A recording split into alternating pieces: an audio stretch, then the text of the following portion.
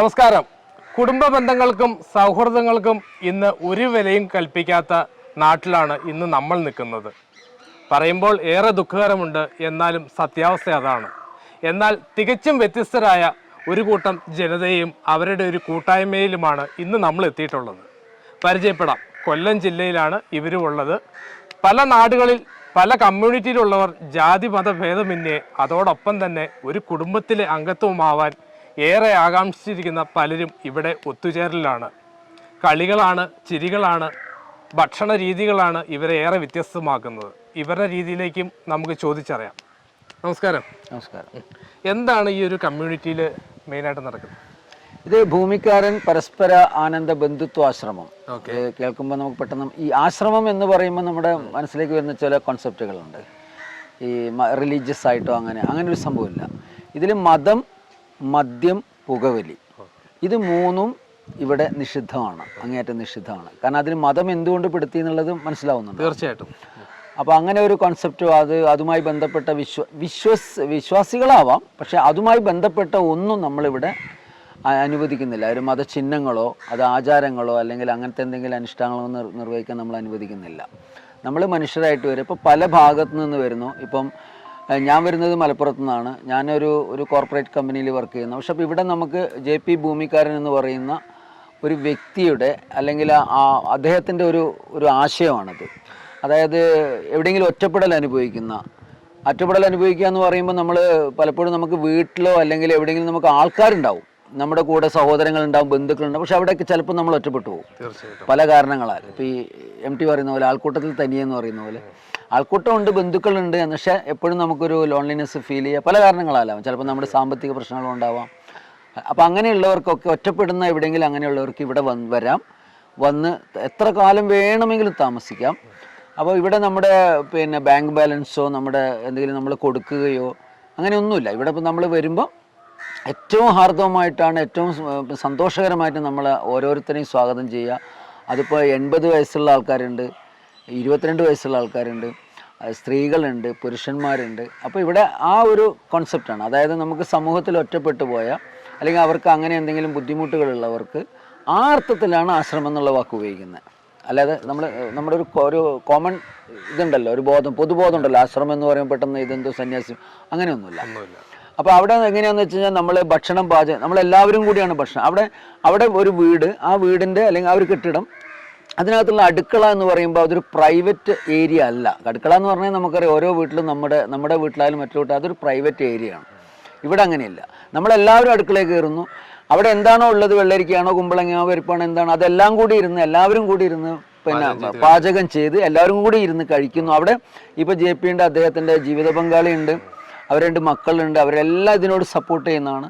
ഇപ്പോൾ ഇപ്പോൾ ചേച്ചി ഈ ഒരു പ്രായം, അതിനേക്കാൾ എത്രയോ പ്രായം കുറവ് ഞാൻ, അതിനേക്കാൾ പ്രായം കുറവ് അതിൻ്റെ മകള്, ഇങ്ങനെ പല ആൾക്കാർ പല ഭാഗത്തു നിന്ന് നമ്മളെ പരിചയപ്പെട്ടിട്ടാണ്. അതായത് നമുക്കിവിടെ വന്ന് നിൽക്കുമ്പോൾ എന്താണ് കിട്ടുന്നതെന്ന് ചോദിച്ചാൽ നമുക്ക് എവിടെയൊക്കെ എന്തൊക്കെയാണോ മിസ് ചെയ്യുന്നത്. ഇപ്പോൾ ഒരു ചേച്ചിയായിരിക്കാം മിസ് ചെയ്തിട്ടുണ്ടാവുക, ചിലപ്പോൾ അമ്മയായിരിക്കും മിസ് ചെയ്തിട്ടുണ്ടാവുക, ചിലപ്പോൾ മക്കളെ ആയിരിക്കും, ഇതെല്ലാം ഇവിടെ ഉണ്ട്. റൈറ്റ്. അപ്പോൾ ഭക്ഷണം കഴിക്കുന്നു. പിന്നെ ഭക്ഷണം കഴിക്കുക എന്ന് പറയുമ്പോൾ ചിലപ്പോൾ നമുക്ക് എന്താ പറയുക, നമ്മൾ അവിടെയുള്ള വിഭവങ്ങൾ ഇപ്പം നമുക്ക് അവിടെ തന്നെ ചക്ക, മാങ്ങ അങ്ങനത്തെ ഇതൊക്കെ ഉണ്ട്. അതൊക്കെ എടുത്ത് വെട്ടിക്കീറി നമ്മൾക്ക് ചിലപ്പോൾ കഴിക്കുകയോ പുഴുങ്ങുകയോ ഒക്കെ, പിന്നെ കറി വയ്ക്കുകയോ പുഴുക്ക് വയ്ക്കുകയോ ഒക്കെ ചെയ്യും. പിന്നെ ഇപ്പം എനിക്കിപ്പോൾ ഒരു ദിവസം അങ്ങനെ ഇത്തിരി മീൻ കഴിക്കണം, അല്ലെങ്കിൽ ഇറച്ചി കഴിക്കണം, എനിക്ക് വാങ്ങി കൊണ്ടുവന്നിട്ട് എല്ലാവരും കൂടെ പങ്കിട്ട് കഴിക്കുക. അല്ലാതെ നമ്മൾ ഒറ്റയ്ക്ക് തനിച്ചങ്ങനെയല്ല. ഇപ്പോൾ ഒരു കട്ടൻ ചായ, പിന്നെ കടുങ്കാപ്പി കുടിക്കുന്നു, അത് ഇഷ്ടമില്ലാത്ത ഒരാളാണ്, അയാൾക്ക് പാല് കൊണ്ടുവരുന്നു, എല്ലാവരും കൂടി ചായ ഉണ്ടാക്കി കഴിക്കുന്നു. അവിടെ നമുക്ക് വലിപ്പ ചെറുപ്പങ്ങളില്ല, മതം എന്നുള്ള വാക്കോ ജാതി എന്നുള്ള വാക്കോ അവിടെ ഇല്ല. നമ്മൾ പേര് മാത്രമേ ചോദിക്കാറുള്ളൂ, അത് സംസാരിക്കാൻ പോലും പാടില്ല എന്നുള്ളതാണ്. അങ്ങനെ ചിട്ടകളില്ല.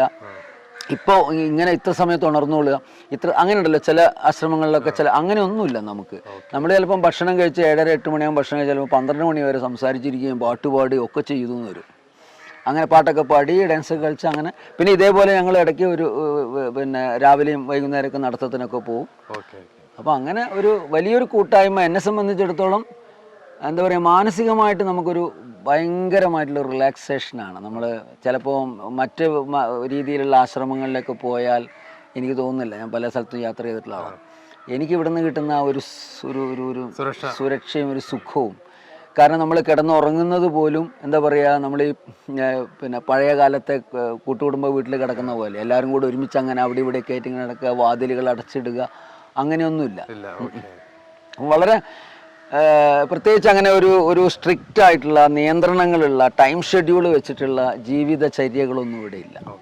ഒറ്റ കാര്യമേ ഉള്ളൂ, ഈ മതം മയക്കുമരുന്ന് പോലെ ഇങ്ങനെയുള്ള കാര്യങ്ങൾ കംപ്ലീറ്റ് ആയിട്ട് ഇല്ലാത്തവരായിരിക്കണം വരേണ്ടത്. അത് ഇടയ്ക്ക് നമ്മൾ ഫേസ്ബുക്കിലും ഇതിലൊക്കെ നമ്മളിങ്ങനെ പോസ്റ്റ് ഇട്ടുകൊണ്ടിരിക്കും. അപ്പോൾ ആരെങ്കിലും അത് കണ്ടിട്ട് വിളിക്കും. അപ്പോൾ അവരോട് നമ്മൾ ഈ കാര്യങ്ങൾ പറയും, ഇങ്ങനെയാണ്.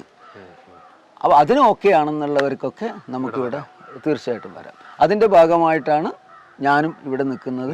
ഇപ്പോൾ ചേച്ചി വന്ന് ഇനിയും കുറേ പേരുണ്ട്, അവരൊക്കെ ഓരോ കാര്യങ്ങളായിട്ട് പുറത്തു പോയത്.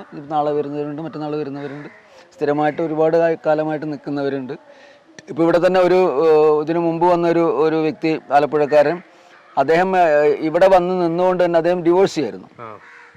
അദ്ദേഹം ഇവിടെ വെച്ച് തന്നെ നമ്മളൊരു സ്ത്രീയുമായിട്ട് നമ്മൾ പരിചയപ്പെട്ട് പുള്ളി അങ്ങനെ ആ ഒരു വിവാഹം പോലും നടന്നു ഇവിടെ. അങ്ങനെയുള്ള അവരും അങ്ങനെ ഡിവോഴ്സ് ആയിട്ടുള്ള ഒരിതായിരുന്നു. അങ്ങനെ ഞങ്ങളെ ഇവിടെ വെച്ചിട്ടാണ്, ചടങ്ങുകളല്ല, അതിൻ്റെ ഒരു സ്നേഹവിരുന്ന് കാര്യങ്ങളൊക്കെ നമ്മൾ. ഈ കൂട്ടായ്മയ്ക്ക് ഇവിടെ അതിരുകളില്ല, ആകെ സുഹൃബന്ധങ്ങളും സ്നേഹങ്ങളും മാത്രം. പല സംസ്ഥാനങ്ങളിൽ നിന്നും പല ജാതിയിൽ നിന്നും പല മതത്തിൽ നിന്നും വന്നിട്ടുള്ളവരാണ് ഇവിടെ ഏറെയും. ഇവിടെ പ്രായങ്ങൾക്ക് ഒന്നിനും ഒരു അതിർവരമ്പുകളില്ല, ബന്ധങ്ങൾ മാത്രം. ടീച്ചറെ നമുക്ക് പരിചയപ്പെടാം. ടീച്ചർ എവിടെ നിന്നാണ് വരുന്നത്? ഇപ്പം ഞാൻ കോട്ടയം ഡിസ്ട്രിക്റ്റിലാണ്, ഇപ്പോഴും സലിവലപ്പുറം എന്ന സ്ഥലത്താണ്. ഞാൻ കേന്ദ്രീയ വിദ്യാലയയിലെ ഒരു അധ്യാപികയായിരുന്നു. റിട്ടയർ ആയിട്ട് ഇപ്പോൾ 8 വർഷം കഴിഞ്ഞു. 8 വർഷം കഴിഞ്ഞു. എന്താണ് ഈ കമ്മ്യൂണിറ്റിയെ പറ്റി പറയാനുള്ളത്? ഈ കമ്മ്യൂണിറ്റി ആദ്യം ഞാൻ വിചാരിച്ചു ഇതൊക്കെ സംഭവിക്കാൻ പറ്റുന്നൊരു കാര്യമാണോ, നമുക്ക് ഇത് പറ്റുമോ ഇല്ലയോ, അങ്ങനെ പുറത്തു നിന്നൊക്കെ വീക്ഷിച്ചു. ഞാനിത് പരിചയപ്പെടുന്നത് ഇപ്പോൾ ഈ JP ഭൂമിക്കാരൻ്റെ വൈഫ്, നമ്മൾ മഹാത്മാഗാന്ധി യൂണിവേഴ്സിറ്റിയുടെ ഒരു സംരംഭം ഉണ്ടായിരുന്നു, WSM എന്ന് പറഞ്ഞു, വിമൻ ഫോർ സോഷ്യൽ മെറ്റമോർഫോസിസ്. അപ്പോൾ അതിൽ കൂടെ പരിചയപ്പെട്ടു. അപ്പോൾ ഇവരുടെ ഈ പ്രസ്ഥാനം എന്താണെന്ന് അറിയാൻ ഒരു ആഗ്രഹം ഉണ്ടായിരുന്നു.